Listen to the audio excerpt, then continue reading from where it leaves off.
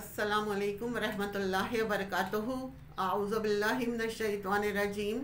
बिस्मिल्लाहिर रहमानिर रहीम। Rabbi इश्रह ली सदरी व यस्सिर ली अमरी वहलुल उक़दतम मिन लिसानी यफ़क़हू क़ौली। रब्बि ज़िदनी इल्मा व अमला। या मुक़ल्लिबल क़ुलूबि सब्बित क़ल्बी अला दीनिक। या रब्बि लकल हम्दु कमा यंबग़ी लिजलालि वजहिका व अज़ीमि सुल्तानिक। हम पढ़ रहे हैं सूरह अल बक़रा का तर्जुमा और उसकी तफ़सीर। आज जो आयतें पढ़ेंगे 148 से 150 तक, इसका तर्जुमा और इसकी तफसीर पढ़ेंगे। वलिकुल्लि विजहतुन हुवा मुवल्लीहा, और हर एक के लिए कोई ना कोई रुख है, सिमत है, जिसकी तरफ वो मुंह फेरने वाला है। हर एक का कोई ना कोई गोल है। यहाँ कुल्ले से मुराद तमाम इंसान, सिर्फ मुसलमान नहीं है। हर शख्स जो दुनिया में है उसका किसी ना किसी चीज़ में इंटरेस्ट है। मज़ीद डिस्कस करने से पहले इस वीडियो को लाइक करें, शहनाज मकसूद चैनल को सब्सक्राइब करें और बेल आइकन को ज़रूर क्लिक करें। दीनी या दुनियावी कुछ मकासद होती हैं। बाज़ लोगों के दीन में गोल होती हैं और कुछ लोगों के लिए दुनिया ही सब कुछ होती है।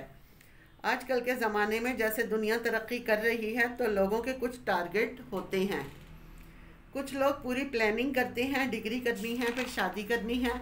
कुछ लोग प्लान नहीं भी करते लेकिन उनके दिल में कुछ ना कुछ होता है। जैसे वो जानवरों की सतह पर जीते हैं, जानवरों की भी ख्वाहिश होती है। कुछ लोगों का मकसद दुनिया ही की मसरूफियत होती है। कुछ लोग आखिरत की तैयारी के लिए अपने मकासद बना लेते हैं। मेरी ज़िंदगी का मकसद तेरे दीन की सरफराजी, मैं इसीलिए मुसलमान, मैं इसीलिए नमाजी। फिर उसकी ज़िंदगी का रुख बदल जाता है। अल्लाह ताला फरमा रहे हैं, मकसद तो हर किसी का कोई ना कोई होगा। भले कुल्ले विजहतुन, हर एक की ज़िंदगी का सेंटर ऑफ लाइफ है। हुवा मुवल्लीहा, वो उसी की तरफ मुंह किए हुए है, उसकी दौड़ उसी तरफ है। जिस चीज़ से उसको मोहब्बत होगी वो उसी की तरफ पलट पलट कर बार बार जाएगा। एक माँ की ज़िंदगी का क्या मकसद होता है? उसका बच्चा, सारी दिलचस्पियाँ उसी के साथ। फस्तबिकुल खैरात, हमारा मकसद क्या होना चाहिए? नेकियों में दौड़ लगाना, जल्दी करना। फस्तबिकुल खैरात, एक खैर नहीं कई खैर। ऐना मा तकुनु, जहाँ भी तुम होंगे। याते बिकुमुल्लाहु जमीआ, अल्लाह तुम सब कुछ ले आएगा इकट्ठा करके, ताकि हशर में आमाल का हिसाब लिया जा सके। इन्नल्लाह अला कुल्ली शैइन कदीर, बेशक अल्लाह ताला हर चीज़ पर कादिर है। उसके लिए तो कुछ भी मुश्किल नहीं है कि वो लोगों को इकट्ठा कर सके। जहाँ भी होंगे ले आएगा। इससे ये सबक मिलता है कि हम अपनी ज़िंदगी का कोई भी मकसद बनाएं, उसके लिए कैसी भी कोशिश करें, अल्लाह की पहुँच से बाहर नहीं है। जाना अल्लाह ही की तरफ है, फिरना उसी की तरफ है, इकट्ठे वहीं होना है, जज़ा वहीं से मिलेगी। हम किसी कुरान की महफिल में भी बैठे हों लेकिन दिमाग अपनी दिलचस्पियों में होता है, क्योंकि वो हमारी सेंटर ऑफ लाइफ होती हैं। कुछ लोगों का ध्यान अल्लाह ही की तरफ होता है। वो किसी भी हाल में हो, गम में हो, खुशी में हो, दुनिया के कामकाज कर रहे हों, हर थोड़ी देर के बाद उनके दिल में अल्लाह की याद आती है और फिर अल्लाह दिल की मोहब्बत से भर जाता है, और फिर उनका दिल अल्लाह की मोहब्बत से भर जाता है।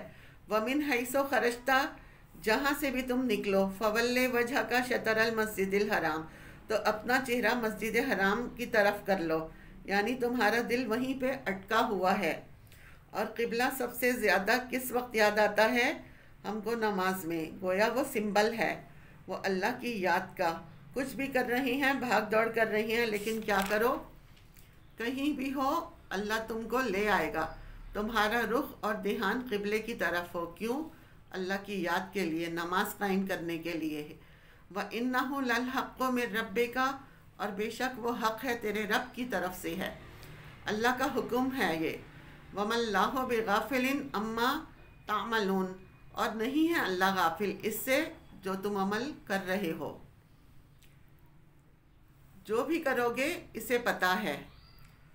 अब बात ये दोबारा आई है, तकरार हो रही है, किस लिए? ताकीद के लिए। वमिन हैसो खरजता, जहाँ से तुम निकलो, फवल्ले वजह का शतरल मस्जिदिल हराम, اور یہ حکم کس لیے ہے؟ گھر کے باہر جہاں بھی تم جاؤ، خرجتا نکلنا، گھر سے کہیں بھی جاؤ، مسجد حرام ہی کی طرف اپنا رخ رکھو، تمہارے دل میں بار بار اللہ کی یاد آتی رہے۔ وَحَيْثُ مَا كُنْتُمْ، جہاں بھی تم جاؤ، سب مسلمان ہو، فَوَلُّوا وُجُوهَكُمْ شَطْرَهُ، تو تم سب اپنے رخ اسی کی طرف کرو۔ کیوں؟ لِأَلَّا يَكُونَ لِلنَّاسِ عَلَيْكُمْ حُجَّةٌ، لِأَلَّا نہ تاکہ نہ یکونو نہ ہو، للناس لوگوں کے پاس، علیکم تمہارے خلاف، حجتن کوئی آرگومنٹ، تاکہ لوگ تمہارے خلاف حجت نہ کریں کہ یہ کیسے مسلمان ہیں، کہیں تو قبلے کی طرف رخ کر کے نماز پڑھتے ہیں اور کہیں اس کو چھوڑ دیتے ہیں، کبھی ادھر ادھر ہوتے ہیں کبھی ادھر ہوتے ہیں۔ جو شخص مرکز عبادت کے ساتھ وفادار نہیں، یعنی یہاں پہ یہ محاورہ فٹ ہو رہا ہے، دھوبی کا کتا نہ گھر کا نہ گھاٹ کا، پھر وہ کہیں کا بھی نہیں۔ قبلے کی پابندی یہ استقامت بھی سکھاتی ہے اور انسان کے رخ کو متعین کرتی ہے۔ تو یہ ہے کہ جو لوگ تمہارے خلاف باتیں نہ کر سکیں، الا الذین ظلموا منہم، مگر وہ لوگ جنہوں نے ظلم کیا، ان میں سے تو کوئی نہ کوئی اعتراض کرتے رہیں گے، وہاں سے کچھ نہ کچھ منفی پروپیگنڈا تمہارے خلاف ہوتا رہے گا، وہ تو تمہیں کسی حال میں معاف نہیں کریں گے۔ فلا تخشوہم، ان سے مت ڈرو، ان سے ڈر کر تم اپنا رخ ان کے قبلے کی طرف نہ کرو۔ وخشونی، اور مجھ سے ڈرو، یعنی اللہ سے ڈرو۔ وَلِأُتِمَّ نِعْمَتِي عَلَيْكُمْ، تاکہ میں اپنی نعمت تم پر تمام کر دوں۔ کون سی نعمت؟ نعمت اسلام، امامت اور پیشوائی کی نعمت، ہدایت کی نعمت۔ وَلَعَلَّكُمْ تَهْتَدُونَ، تاکہ تم ہدایت پا جاؤ حق کی طرف۔ اگر مسلمان کبھی بیت المقدس کی طرف رخ کرتے، کبھی قبلے کی طرف رخ کرتے، بار بار ایسا کرتے، تو پھر لوگوں کو باتیں بنانے کا موقع مل جاتا۔ پھر کیا کہتے؟ پھر یہ کہتے یہ آخری نبی نہیں ہیں، کیونکہ ہماری کتابوں میں یہ لکھا ہے کہ آخری نبی کا قبلہ بیت اللہ یعنی خانہ کعبہ ہی ہوگا۔